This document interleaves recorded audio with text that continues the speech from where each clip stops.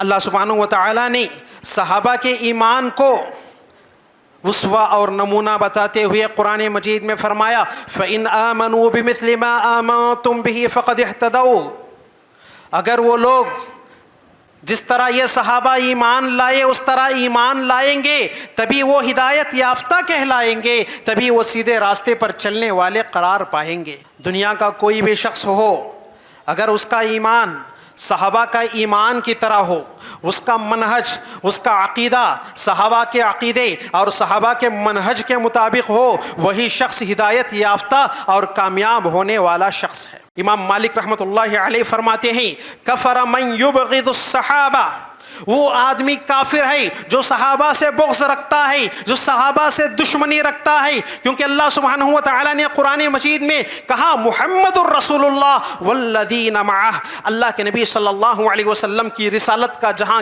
ذکر کیا وہیں پر فوری طور پر اللہ تعالیٰ نے صحابہ کی بھی ذکر کیا تاکہ کفار کو غصہ دلائے۔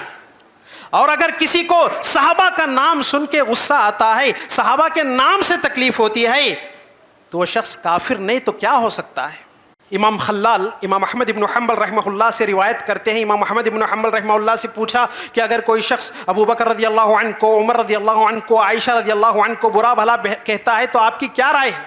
تو امام احمد ابن حنبل رحمہ اللہ نے فرمایا ما اراہ علی الاسلام، میں ان کو مسلمان ہی نہیں سمجھتا۔ اور خاص کر معاویہ رضی اللہ عنہ کو آج کے زمانے میں اگر آپ دیکھیں گے بدعتی لوگ، مشرک لوگ، بے دین لوگ اور ملحد لوگ، منحرف لوگ اس معاویہ رضی اللہ عنہ کو نشانہ بناتے ہیں، اور جبکہ معاویہ رضی اللہ کون ہیں؟ کاتب وحی ہیں، اللہ کے نبی صلی اللہ علیہ وسلم کی جو وحی آپ صلی اللہ علیہ وسلم پہ نازل ہوتی تھی اس کو لکھنے والے کاتب وحی تھے معاویہ رضی اللہ عنہ۔ بسم اللہ الرحمن الرحیم، الحمدللہ رب العالمین والصلاة والسلام علی رسولنا محمد وعلی آلہ وصحبہ ومن تبعہم بإحسان الی یوم الدین، اما بعد۔ محترم صدر اجلاس، علماء کرام، حاضرین مجلس اور خواتین اسلام، بڑی ہی خوشی و مسرت کی بات ہے کہ اللہ رب العالمین نے ہم کو یہاں پر اس کائنات کی عظیم ترین شخصیتیں صحابہ کے بارے میں کچھ کہنے اور سننے کا موقع عطا فرمایا۔ معزز حاضرین، صحابہ کرام کائنات کی سب سے افضل ترین شخصیتیں ہیں انبیاء اور رسولوں کے بعد۔ انبیاء اور رسولوں کے بعد اس کائنات کی سب سے افضل ترین شخصیتیں صحابہ کی شخصیتیں ہیں، جن کے بارے میں اللہ سبحانہ و تعالیٰ نے فرمایا رضی اللہ عنہم ورضوا عنہ، اللہ ان سے راضی ہوا اور وہ بھی اللہ سے راضی ہیں۔ کمال یہ نہیں کہ ہم اللہ سے راضی ہوں، بلکہ کمال یہ ہے کہ اللہ تعالی ہم سے راضی ہوں۔ یہ سعادت اور شرف اللہ تعالیٰ نے صحابہ کرام رضوان اللہ علیہم اجمعین کو عطا کیا۔ اللہ سبحانہ و تعالیٰ نے صحابہ کے ایمان کو اسوہ اور نمونہ بتاتے ہوئے قرآن مجید میں فرمایا فَإِنْ آمَنُوا بِمِثْلِ مَا آمَنْتُمْ بِهِ فَقَدِ اهْتَدَوْا، اگر وہ لوگ جس طرح یہ صحابہ ایمان لائے اس طرح ایمان لائیں گے تبھی وہ ہدایت یافتہ کہلائیں گے، تبھی وہ سیدھے راستے پر چلنے والے قرار پائیں گے۔ دنیا کا کوئی بھی شخص ہو، اگر اس کا ایمان صحابہ کا ایمان کی طرح ہو، اس کا منہج، اس کا عقیدہ صحابہ کے عقیدے اور صحابہ کے منہج کے مطابق ہو، وہی شخص ہدایت یافتہ اور کامیاب ہونے والا شخص ہے۔ یہی وہ صحابہ ہیں جن کو اللہ تعالیٰ نے محمد الرسول اللہ صلی اللہ علیہ وسلم کی صحبت کے لیے چن لیا۔ عبداللہ ابن مسعود رضی اللہ عنہ فرماتے ہیں من کان متأسیا فلیتأس باصحاب محمد صلی اللہ علیہ وسلم، اگر کسی کو اقتداء کرنا ہے کسی کے اسوے کو اگر آپ کو اپنانا ہے وہ اللہ کے نبی صلی اللہ علیہ وسلم کے صحابے کے اسوے کو اپنانا ہوگا. فإنہم ابرھا قلوبا، کیونکہ یہی وہ صحابہ ہیں جو دلوں کے اعتبار سے سب سے زیادہ ایمان والے، سب سے زیادہ تقوی اور پرہیزگار ہیں. وَأَعْمَقُهَا عِلْمًا، اور علم کے گہرائی کو پہنچی ہوئی شخصیتیں یہ صحابہ کی شخصیتیں. وَأَقَلُّهَا تَكَلُّفًا، اور تکلف کے اعتبار سے سب سے زیادہ کم ہے. یعنی جتنی ضرورت ہوتی تھی اتنی ہی بات کرتے تھے، اتنا ہی بولتے تھے. آج کی طرح نہیں کہ ضرورت کم ہو اور بات زیادہ ہو جاتی ہے، ویسے نہیں تھے صحابہ تکلف والے. وَأَقْوَمُهَا حَدْيًا، سیدھے راستے پر چلنے والے تھے. وَأَحْسَنُهَا حَالًا، اور ان کی حالت سب سے بہترین حالت تھی. اختارهم اللہ لصحبت نبیہ صلی اللہ علیہ وسلم، جن کو اللہ تعالیٰ نے محمد رسول اللہ صلی اللہ علیہ وسلم کی صحبت کے لیے چن لیا. یہ ان کے اوصاف تھے، وہ ان کے امتیازات تھے، یہ ان کی خوبیاں تھیں جس کی وجہ سے اللہ رب العالمین نے صحابہ کرام رضوان اللہ علیہم اجمعین کو پیارے نبی صلی اللہ علیہ وسلم کی صحبت کے لیے چن لیا. وہ اقامت دینی، اور اللہ کے دین کو قائم کرنے کے لیے، اللہ کے دین کو پھیلانے کے لیے، توحید کا پرچم لہرانے کے لیے اللہ تعالیٰ نے ان لوگوں کو چن لیا. فَعْرِفُوا لَهُمْ فَضْلًا، لہٰذا آپ ان کی فضیلت کو پہچانو. وَاتَّبَعُوا آثَارَهُمْ، اور ان کے آثار اور نقش قدم کی پیروی کرو. فَإِنَّهُمْ عَلَى الْحَدْيِ الْمُسْتَقِيمِ، کیونکہ وہ سیدھے راستے پر ہیں. یہی وہ صفات تھے جن کی وجہ سے اللہ تعالیٰ نے ان کو نبی کریم صلی اللہ علیہ وسلم کی صحبت کے لیے چن لیا. اور ساتھ میں انہوں نے جو اسلام کے لیے، دین کے لیے اور محمد رسول اللہ صلی اللہ علیہ وسلم کی نصرت کے لیے جو قربانیاں دیں، وہ دنیا کی کوئی بھی قوم، دنیا کے کوئی بھی لوگ وہ ایسی قربانیاں پیش نہیں کر سکتے، ایسی قربانیاں دے نہیں سکتے جس کی وجہ سے اللہ تعالیٰ نے انہیں آپ کی صحبت کے لیے چن لیا. ایک واقعہ میں آپ کو بتاتا ہوں، چھوٹا سا واقعہ بس سمجھانے کے لیے. ہجرت کا وقت تھا، کئی صحابہ ہجرت کرتے ہوئے مکہ سے مدینہ جا رہے تھے. انہی صحابہ میں سے ایک جوڑا تھا ابو سلمہ اور ام سلمہ رضی اللہ عنہما کا.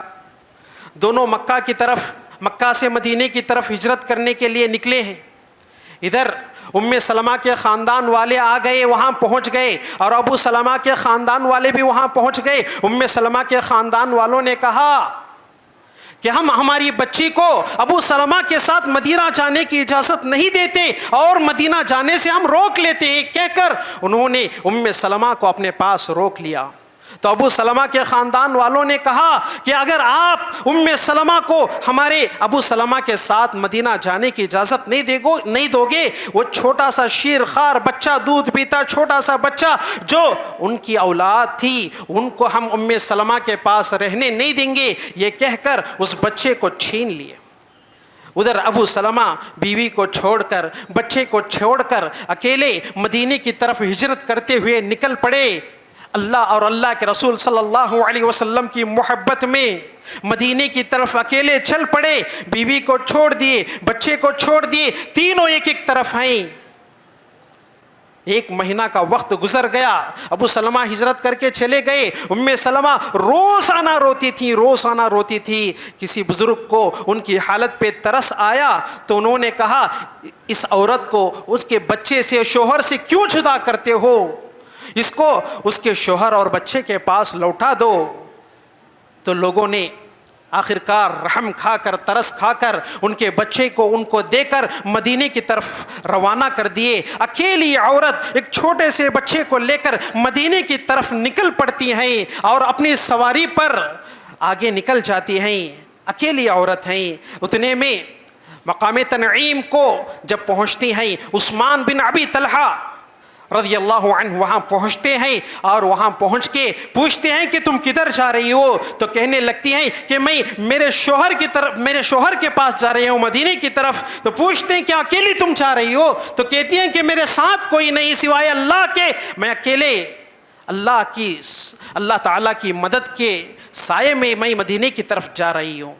تو عثمان بن ابی طلحہ رضی اللہ عنہ کہتے ہیں کہ ہم ایسے آپ کو مدینہ اکیلے جانے نہیں دیں گے، یہ کہہ کر ان کی اونٹنی کی نکیل پکڑ کر ان کو مدینہ لے جاتے ہیں۔ ام سلمہ کہتی ہیں کہ میں نے جتنے لوگوں کے ساتھ رہا ہے، جتنے لوگوں کی صحبت اختیار کی ہے، عثمان بن ابی طلحہ سے زیادہ اچھے دل والے میں نے آج تک کسی کو نہیں دیکھا۔ جب خبیب رضی اللہ عنہ کو سولی پر لٹکایا جا رہا تھا تو مشرکین نے کہا کہ اے خبیب، تمہارے دل میں تمنا ہے کہ تم کو چھوڑ دیا جائے اور سولی پہ تمہاری جگہ پر محمد کو لٹکا دیا جائے؟ تو خبیب رضی اللہ عنہ نے کہا اللہ کی قسم، میرے اس چھوٹنے کے بدلے میں نبی کریم صلی اللہ علیہ وسلم کے پیر میں کانٹا بھی چھپ جائے مجھے برداشت نہیں۔ تم تو کہتے ہو کہ نبی کی جان جائے، یہ تو دور کی بات ہے، ایک آپ کے پیر میں کانٹا بھی چھپ جائے یہ مجھے برداشت نہیں۔ یہ ان کی قربانیاں تھی جس کی میں ایک دو مثالیں میں نے آپ کو دیا۔ اسی وجہ سے اللہ تعالیٰ نے ان کو نبی کریم صلی اللہ علیہ وسلم کی صحبت کے لیے چن لیا۔ شاعر کہتا ہے نجوم الہدا فی اللیال الدجا بہم یقتدا و بہم یحتدا، اندھیری راتوں میں چمکتے اور روشن ستارے ہیں جن سے راستہ بھی پتہ چلتا ہے، جن کی اقتدا کر کے صحیح راستے پہ جایا جا سکتا ہے۔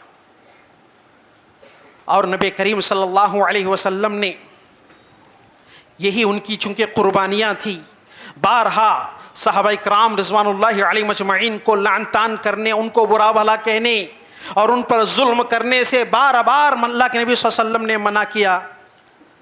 لیکن آج کوئی ایرے غیرے آتا ہے، کوئی منحرف اور گمراہ شخص آتا ہے سلمان ندوی جیسا اور کہتا ہے کہ فلاں صحابی ایسے تھے، فلاں صحابی ایسے تھے، فلاں صحابی ایسی تھی، اور الحمدللہ ہماری جماعت اہل حدیث کی غیرت یہ نہیں مانتی کہ صحابہ کے خلاف کوئی لب کشائی کرے، صحابہ پر کوئی انگلی دکھائے، صحابہ پہ کوئی اعتراض کرے، صحابہ پہ کوئی طعن کرے اور ہم خاموش رہیں اور اس کا جواب نہ دیں۔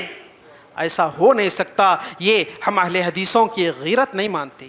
یہی وجہ ہے کہ وقتاً فوقتاً الحمدللہ صحابہ کی عظمت اور صحابہ کی شان کو اور دفاع صحابہ کو بیان کرنے کے لیے ہم ایسی مجلسیں منعقد کرتے آ رہے ہیں، اور اسی سلسلے کی ایک کڑی، ایک بہترین اور مبارک کڑی ہے یہ اسی سلسلے کی کہ صحابہ کی فضیلتوں کو بیان کیا جائے، ان کا دفاع کیا جائے اور صحابہ کی عظمتوں کو لوگوں کے سامنے پیش کیا جائے، اور ایسے اعتراض کرنے والے اور طعن و تشنیع کرنے والے منحرف اور مرتد لوگوں کا دندان شکن جواب دیا جائے۔ اسی مناسبت سے اس پروگرام کو منعقد کیا گیا، اور میں اس موقع سے جو لوگ اس پروگرام میں شریک ہیں، حصے دار بنے ہیں، ان کو مبارکباد دیتا ہوں اور اللہ سے دعا کرتا ہوں اللہ تعالی ہمارے آنے کو اور ہمارے اس جمع ہونے کو اللہ رب العالمین قبول فرمائے۔ اب دیکھیں گے کہ اللہ کے نبی صلی اللہ علیہ وسلم نے صحابہ کرام رضوان اللہ علیہ مجمعین کے بارے میں کیا کہا اور صحابہ کا دفاع ہم کیسے کر سکتے ہیں۔ سب سے پہلے ایک حدیث ابھی آپ نے تھوڑی دیر پہلے سنا، آپ صلی اللہ علیہ وسلم نے فرمایا کہ اگر کوئی میرے صحابہ کو گالی دیتا ہے اس پر اللہ کی اور فرشتوں کی اور سارے لوگوں کی لعنت ہے۔ ایک حدیث میں آپ نے فرمایا لا تسبوا اصحابی، میرے صحابہ کو گالی مت دو، اللہ کی قسم تم احد پہاڑ کے باہر برابر بھی سونا اللہ کے راستے میں خرچ کر دو، اور صحابہ ایک مد یا ایک آدھا مد، ایک سیر یا آدھا سیر اللہ کے راستے میں خرچ کر دی، اس کے برابر بھی تمہارے سونے کے برابر پہاڑ خرچ کرنا برابر نہیں ہو سکتا۔ ایک حدیث میں آپ صلی اللہ علیہ وسلم نے فرمایا لا تزالون بخیر ما دام فیکم من رعانی وصحبنی، تم لوگ اس وقت تک بھلائی پر رہو گے، اس وقت تک خیر پر رہو گے جب تک تمہارے درمیان میرے صحابہ رہیں گے، جب تک تمہارے درمیان میرے صحابہ رہیں گے تب تک تم سکون اور خیر کی حالت میں رہو گے۔ یہی وجہ ہے کہ جب صحابہ کا دور ختم ہوا تو ایسے فتنے آئے، ایسے فسادات آئے، ایسی مشکلیں آئیں کہ امت کو جھنجھوڑ کر رکھ دیے اور غیروں کا امت پر مسلط ہو گیا۔ معزز حاضرین، امام مالک رحمۃ اللہ علیہ فرماتے ہیں کفر من یبغض الصحابہ وہ آدمی کافر ہے جو صحابہ سے بغض رکھتا ہے، جو صحابہ سے دشمنی رکھتا ہے، کیونکہ اللہ سبحانہ و تعالیٰ نے قرآن مجید میں کہا محمد الرسول اللہ والذین معہ، اللہ کے نبی صلی اللہ علیہ وسلم کی رسالت کا جہاں ذکر کیا وہیں پر فوری طور پر اللہ تعالیٰ نے صحابہ کی بھی ذکر کیا تاکہ کفار کو غصہ دلائے۔ اور اگر کسی کو صحابہ کا نام سن کے غصہ آتا ہے، صحابہ کے نام سے تکلیف ہوتی ہے، تو وہ شخص کافر نہیں تو کیا ہو سکتا ہے؟ اللہ کے نبی صلی اللہ علیہ وسلم فرماتے ہیں لا تسبوا اصحابی فلا مقام احدہم ساعۃ خیر من عمل احدکم عمرہ، اے لوگوں میرے صحابہ کو برا بھلا مت کہو، گالی مت دو، کیونکہ ان کا کہیں ایک لحظے کے لیے یہ ایک تھوڑی دیر کے لیے کھڑے ہونا تمہاری عمر بھر کی عبادت سے، عمر بھر کے عمل سے بہتر ہے۔ بعض روایتوں میں آتا ہے 40 سنہ، تمہاری 40 سال کے عمل اور تمہاری 40 سال کی عبادت سے بہتر ہے ایک تھوڑی دیر کے لیے وہ کہیں کھڑے ہو جائے۔ آج رافضہ جن کو لوگ شیعہ کہتے ہیں، شیعہ نہیں بولنا چاہیے، رافضہ بولنا چاہیے، کیونکہ انہوں نے ابو بکر رضی اللہ عنہ، عمر رضی اللہ عنہ اور عثمان رضی اللہ عنہ کی خلافت کا انکار کیا، اسی لیے ان کو اسلاف نے رافضہ نام رکھا۔ شیعہ یعنی محبت کرنے والے، وہ کبھی کسی صحابہ سے محبت کرنے والے نہیں ہوتے، کسی آل بیت سے محبت کرنے والے نہیں ہوتے، اگرچہ کہ وہ ظاہر کرتے ہیں یہ الگ بات ہے، لیکن محبت کسی سے وہ کرنے والے نہیں ہیں۔ وہ عمر رضی اللہ عنہ، ابو بکر رضی اللہ عنہ اور عثمان رضی اللہ عنہ کی خلافت کا انکار کرنے والے ہیں، اسی لیے ان کو رافضہ کہا جاتا ہے۔ اور ان کے ہم نوا لوگ، ان کے نقش قدم پر چلنے والے بہت سارے لوگ، ان میں سے ایک سلمان ندوی بھی ہیں جو آج کے زمانے میں پایا جا رہا ہے، جو ہمیشہ صحابہ پر طعن و تشنیع کرتے ہیں اور انگلی دکھاتے ہیں، اور علی رضی اللہ عنہ کو خلافت کا شیخین ابو بکر رضی اللہ عنہ، عمر رضی اللہ عنہ اور عثمان رضی اللہ عنہ سے زیادہ اہل قرار دیتے ہیں۔ اب دیکھیں گے، اس اعتراض کا جائزہ لیں گے، کیا یہ بات صحیح ہے کہ علی رضی اللہ عنہ ہی سب سے زیادہ خلافت کے حق رکھتے ہیں؟ دیکھیے، اگر آپ حدیثوں میں غور کریں گے تو اللہ کے نبی صلی اللہ علیہ وسلم اگرچہ کہ اپنے مرنے کے بعد کون خلیفہ ہوگا اس کا اعلان تو نہیں کیے، لیکن اشارے ضرور دیے۔ ایک مرتبہ ایک صحابیہ آتی ہیں اللہ کے نبی صلی اللہ علیہ وسلم کی خدمت میں، کہتی ہیں کہ اے اللہ کے نبی صلی اللہ علیہ وسلم، اگر آپ کو ہم نہ پائیں تو ہم کس کی طرف لوٹیں، کس کی طرف جائیں؟ تو اللہ کے نبی علیہ الصلوۃ والسلام نے کہا اگر آپ مجھے اپنے درمیان نہیں پاؤ گے تو ابو بکر رضی اللہ عنہ کی طرف جانا اور ان کی طرف رجوع کرنا۔ ایک موقع پہ اللہ کے نبی صلی اللہ علیہ وسلم نے فرمایا انی لا ادری ما قدر بقائی فیکم، اے لوگو میں تمہارے درمیان کتنے دن زندہ رہوں گا یہ مجھے نہیں معلوم، اگر میں تمہارے درمیان نہیں رہوں گا تو تم میرے بعد والوں کی طرف جانا اور ان کی اقتداء کرنا۔ یہ بول کے اللہ کے نبی علیہ الصلوۃ والسلام نے ابو بکر اور عمر کی طرف اشارہ کیا۔ اور اللہ کے نبی صلی اللہ علیہ وسلم اپنے آخری زندگی میں جب بیمار تھے امامت کے لیے کس کو آگے بڑھائے؟ ابو بکر رضی اللہ عنہ کو آگے بڑھائے، کیونکہ اسلامی شریعت کا یہ اصول تھا کہ جو حاکم ہوگا سب سے زیادہ امامت کا حقدار وہی ہوگا۔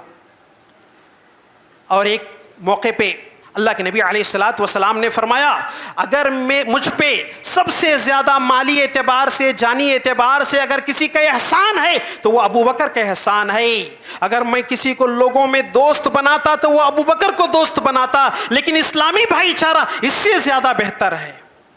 اور پھر فرمایا کہ تم جتنے مسجد نبوی کے جتنے چھوٹے چھوٹے دروازے ہیں سارے دروازوں کو بند کر دو سوائے بابو ابو بکر کے، ابو بکر رضی اللہ عنہ کے دروازے کے۔ تو اس میں بھی اللہ کے نبی علیہ الصلوۃ والسلام نے اشارہ کیا کہ میرے بعد خلیفہ کون ہونے والے ہیں؟ ابو بکر رضی اللہ عنہ ہونے والے ہیں۔ اور صرف یہی نہیں کہ علی رضی اللہ عنہ ابو بکر رضی اللہ عنہ پر 2 مرتبہ بیعت کیے، علی رضی اللہ عنہ ابو بکر رضی اللہ عنہ پر 1 مرتبہ نہیں بلکہ 2 مرتبہ بیعت کیے۔ یہ سب اس بات کی طرف اشارہ ہے کہ سب سے زیادہ اللہ کے نبی صلی اللہ علیہ وسلم کے بعد خلافت کے مستحق کون تھے؟ ابو بکر تھے، اس کے بعد عمر رضی اللہ عنہ، کیونکہ ابو بکر رضی اللہ عنہ نے ان کو سجیسٹ کیا اور ان کو خلیفہ بنانے کے لیے مسلمانوں سے مانگ کی، تو سارے مسلمان متفق ہو کے عمر رضی اللہ عنہ کو خلیفہ بنائے۔ جب عمر رضی اللہ عنہ شہید ہوئے تو شہادت سے پہلے 6 صحابہ کا نام لکھ کر دیے، اس میں عثمان رضی اللہ عنہ کا نام تھا، علی رضی اللہ عنہ کا نام تھا اور دیگر صحابہ کا مکمل 6 نام تھے۔ تو عبد الرحمن بن عوف رضی اللہ عنہ کا نام بھی اس میں تھا۔ عبد الرحمن بن عوف کہتے ہیں رضی اللہ عنہ کہ میں مدینے کی گلیوں میں گھوم گھوم کر پھر کر میں لوگوں سے یہ معلوم کیا کہ خلافت کے لیے سب سے زیادہ حق کون رکھتے ہیں، تم سب سے زیادہ محبت کس سے کرتے ہو؟ تو اکثر لوگوں نے کہا ہم عثمان رضی اللہ عنہ سے محبت کرتے ہیں، تو لہٰذا عثمان رضی اللہ عنہ کو خلیفہ بنایا گیا۔ لہٰذا یہ لوگ جو الزام لگاتے ہیں یہ بے بنیاد الزام ہے۔ اور بعض تاریخی کتابوں میں آتا ہے کہ علی رضی اللہ عنہ کے جو بیٹے تھے اس میں سے ایک بیٹے کا نام ابو بکر تھا اور ایک بیٹے کا نام عمر تھا۔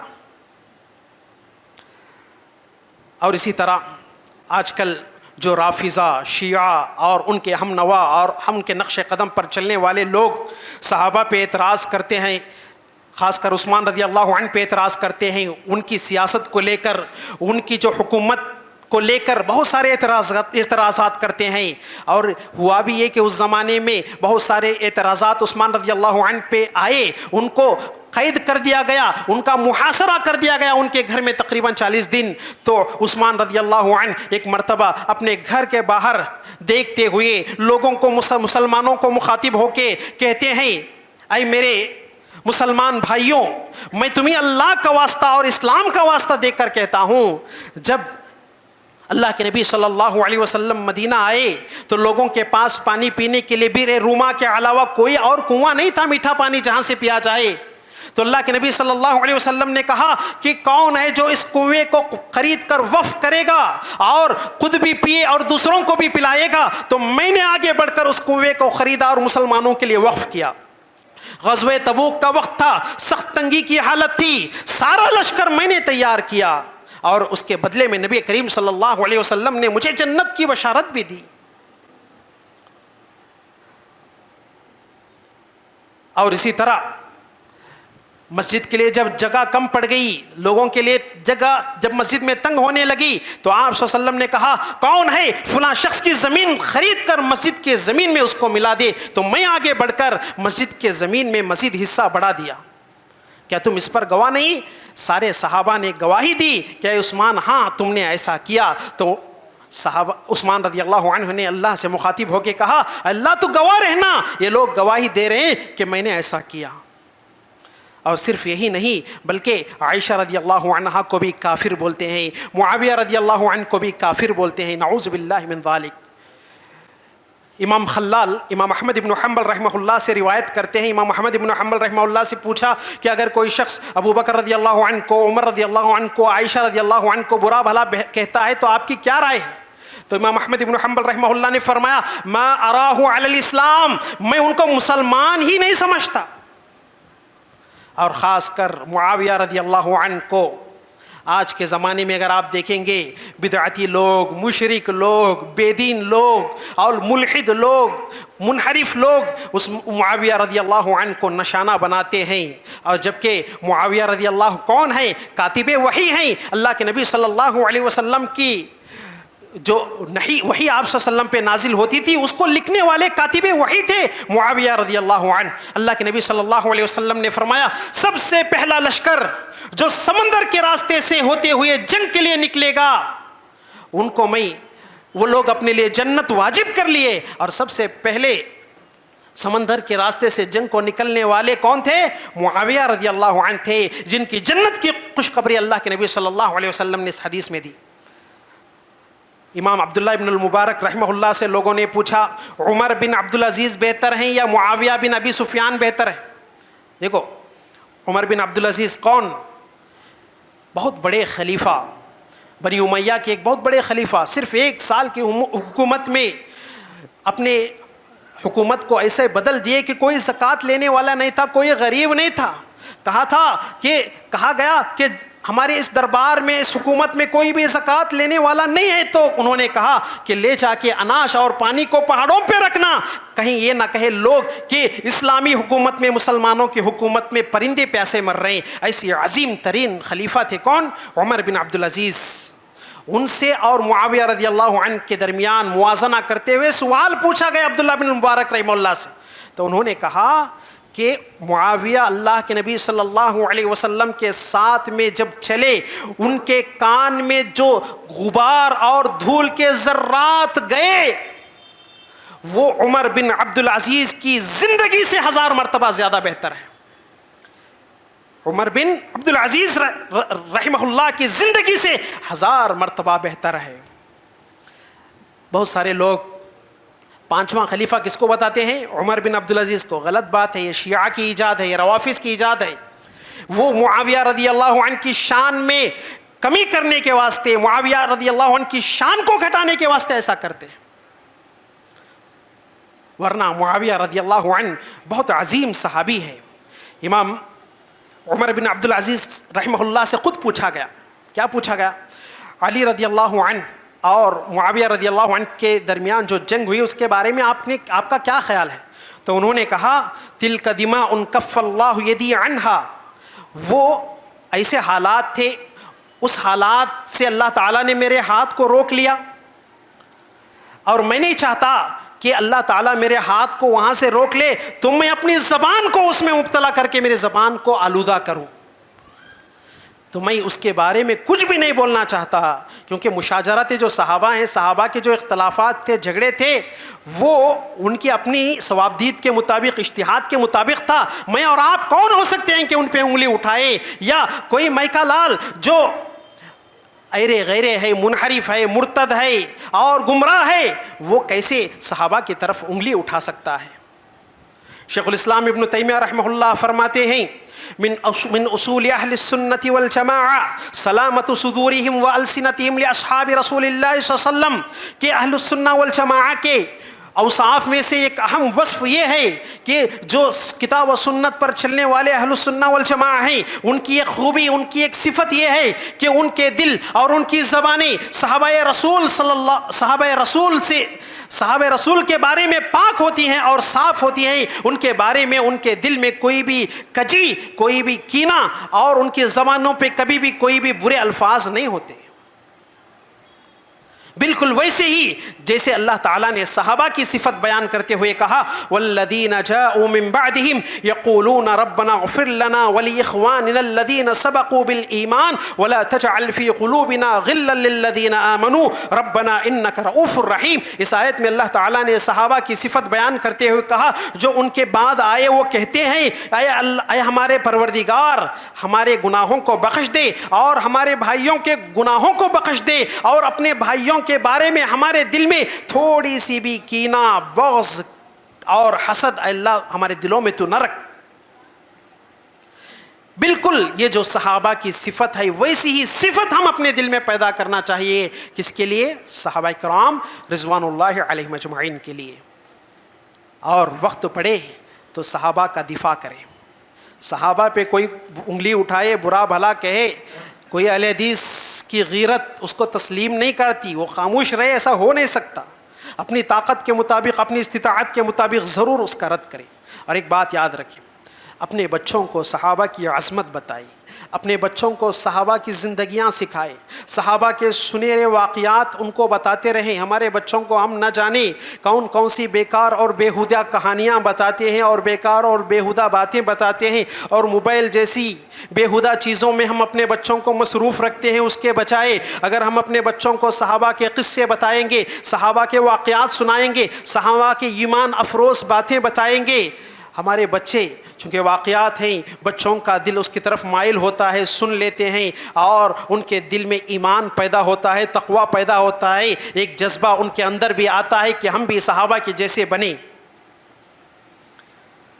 تو میرے حال اللہ رب العالمین سے دعا ہے کہ اللہ رب العالمین ہم تمام کو صحابہ کا دفاع کرنے اور صحابہ کی تائید کرنے کی توفیق عطا فرمائے، اور اللہ رب العالمین ہم تمام کو کتاب و سنت کے مطابق عمل کرنے اور صحیح منہج کے مطابق زندگی گزارنے کی رب العالمین ہمیں توفیق عطا فرمائے. آمین. وآخر دعوانا الحمد للہ رب العالمین. السلام علیکم ورحمۃ اللہ وبرکاتہ.